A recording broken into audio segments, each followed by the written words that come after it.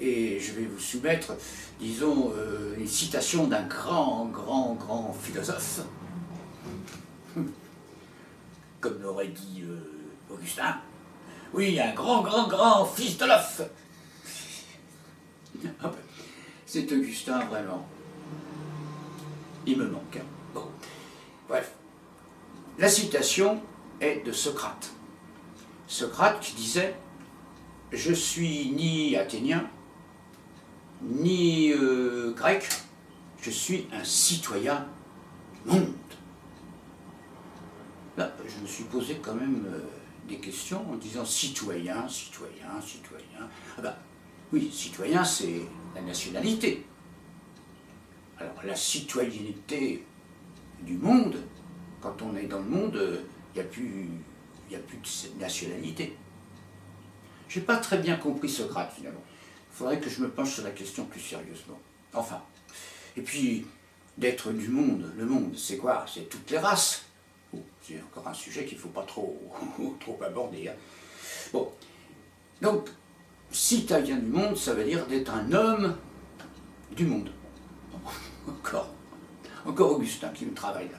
Un homme du monde. Donc, le jeu de mots n'est pas reconnu. Bon. Alors, il m'est tombé comme ça sous les yeux une citation de Shakespeare. Mais on m'a dit, c'est peut-être vrai ou pas vrai, que c'était pas Shakespeare, il s'appelait pas Shakespeare. Non, il s'appelait Jacques Pierre. Et puis les Anglais, ils ont dit, oh bah Shakespeare.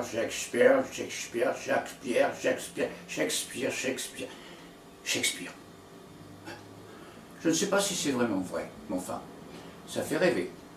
Pour revenir à la citation que je voulais vous donner, il disait « Abandonner ceux qui s'abandonnent eux-mêmes ». C'est pas très sympa, il faut reconnaître. D'abord, on dit bien s'abandonner dans les bras d'une personne du sexe opposé. Enfin bref. Ou s'abandonner dans les bras d'une personne du genre qu'on n'a pas. Enfin bon. Mais s'abandonner et abandonner ceux qui s'abandonnent, bon, c'est pas très charitable. Quand on donne un baiser à quelqu'un, c'est qu'on a envie d'être embrassé.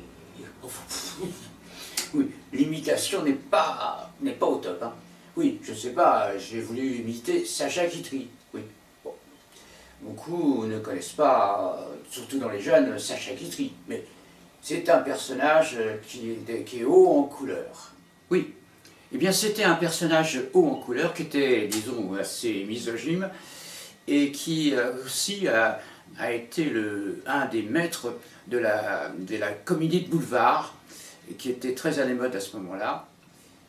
Il disait aussi, je vais attirer les foudres du féminisme, entre le oui et le non d'une femme, il y a guère la place d'une épingle. Enfin bon, je vous laisse méditer sur ces citations. Eh bien là, on va aller un petit peu en Chine avec un grand philosophe, Confucius. Et Confucius disait, qui ne progresse pas chaque jour, recule chaque jour. Oui, ça demande réflexion. Bon, ben, du coup, je me suis assise pour mieux réfléchir. Donc, il disait que si je ne progresse pas chaque jour, je recule chaque jour. C'est-à-dire que ce qui est passé par rapport au futur, et si je suis dans le futur, j'ai forcément reculé par rapport au passé. Donc le futur me permet de progresser. Que si je reste dans le passé, je recule. C'est compliqué, c'est vraiment compliqué. Hein. Oh là là, je ne sais pas ce qu'il faut penser de tout ça. Et bah, je vous demande d'abord, qu'est-ce que vous en pensez, vous? Eh bien, pour ce soir, ce sera une citation d'un personnage asiatique que vous connaissez tous, Lao Tse. Bah oui, tout le monde connaît. Et qui disait, connaître les autres, c'est sage. Mais, se connaître soi-même, c'est sagesse suprême. Alors ça m'a fait réfléchir. Je me suis dit, tiens, je vais méditer ça. J'ai décidé d'aller dans un coin de mon appartement, et puis pour méditer. Et là, je ne me suis pas reconnu. Oh, j'ai eu peur. Ah oui, vraiment, j'avais de quoi d'avoir peur. Hein. Donc, je me suis dit, tiens, je vais aller donc voir des amis pour savoir s'ils me reconnaissaient. Eh bien non, personne ne me reconnaissait. Alors là, j'ai commencé vraiment à avoir très très peur. Parce que si mes amis ne me reconnaissaient pas, moi qui voulais être reconnu, ben là c'était vraiment désespérant. Enfin, tout ça c'est très compliqué. Moi qui voulais me faire reconnaître, ben j'ai pas pu me faire reconnaître. Mais c'est pas trop grave. C'est pas trop grave tout ça. La reconnaissance. Bien sûr, on en a tous besoin de la reconnaissance. Reconnaissance. J'ai trouvé une citation, oui, de Karl Marx, et qui disait que la religion est l'opium du peuple. J'ai réfléchi, mais pas du tout, du tout. Il s'est trompé. Parce que l'opium du peuple, c'est quoi? C'est la politique, c'est les journalistes, c'est les médias, c'est l'information, c'est la télévision, c'est le virtuel. Ben oui. Et puis on parle de démocratie par-ci, démocratie par-là, démocratie par-ci. Mais il ne peut pas y avoir de démocratie quand c'est entre les mains d'un seul homme. Ben oui. Et alors, la laïcité par-ci, laïcité par-là, laïcité par-là, et puis ça parle, et puis il y a des débats.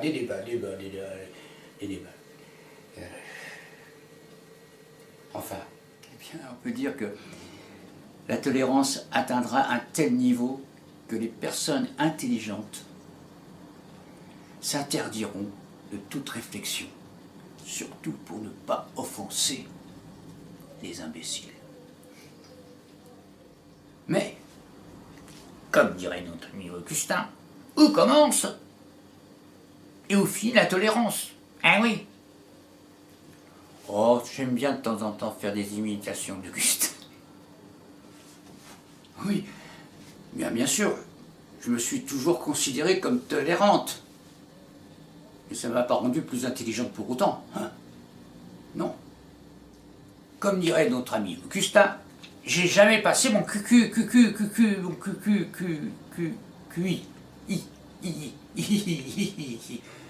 Oh, il me colle à la peau cet Augustin, hein, franchement. Hein. Je ne voudrais surtout pas offenser les imbéciles. Une citation qui nous vient d'une actrice sexe-symbole, mais qui finalement ne manquait pas d'intelligence. Marilyn Monroe. Eh oui, Marilyn Monroe. Elle disait, il faut qu'il y ait certaines choses qui s'effondrent pour que d'autres prennent leur place. C'est tout de même quand même à méditer. Eh bien, si j'ai bien compris, il faut, quand on a dans l'esprit des choses négatives, il faut les remplacer par des choses positives. Eh oui, donc positivons. Et merci. Eh bien, je pense que je vais passer pour une féministe en disant que l'amour d'un homme occupe une partie de sa vie. L'amour d'une femme fait partie de toute son existence. La femme infidèle, c'est la femme qui n'a pas trouvé l'amour, tout simplement. Par contre, rares sont les hommes qui, par manque de sensibilité et du don de soi, est capable de donner tout l'amour à une femme. Par contre, souvent la femme est victime de son abnégation. Je ne dirais pas sa soumission. De tous les temps, ce fut ainsi. L'homme domine et la femme subit. on va aborder un sujet quand même sur les femmes battues. Et alors là, je ne comprends pas. Non, je ne comprends pas. Comment des femmes peuvent être sous l'emprise d'un dominateur pervers? Ça, je ne comprends pas.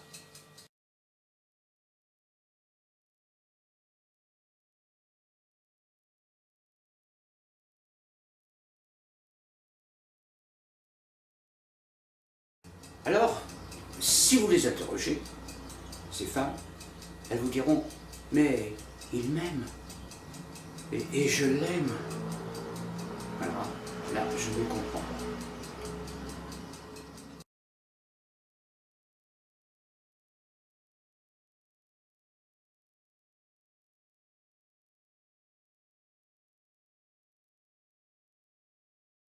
Eh oui, ces femmes-là, elles confondent tout. L'amour avec un grand A et la possession. Mais l'amour, c'est pas la possession.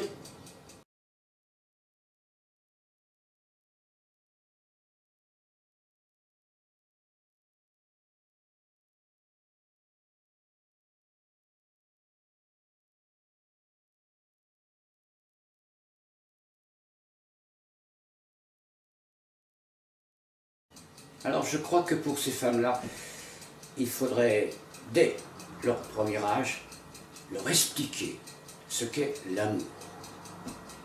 Il faudrait former des stages pour initier les jeunes filles ce qu'est l'amour.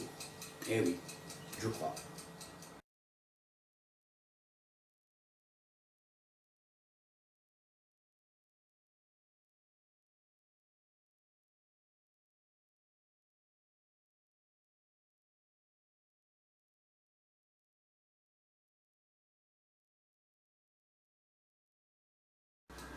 Je crois que j'ai une bonne idée. Si on organisait pour ces femmes des stages de sport, mais de sport de combat, ça rééquilibrerait les choses. C'est peut-être une bonne idée. Enfin, moi, personnellement, je crains pas grand-chose, je suis ceinture noire de judo. Mais enfin bon.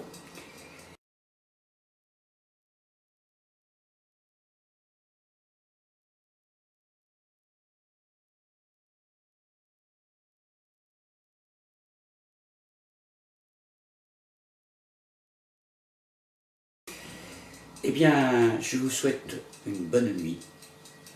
À bientôt. Et gros bisous. Bisous, bisous. À bientôt. À bientôt.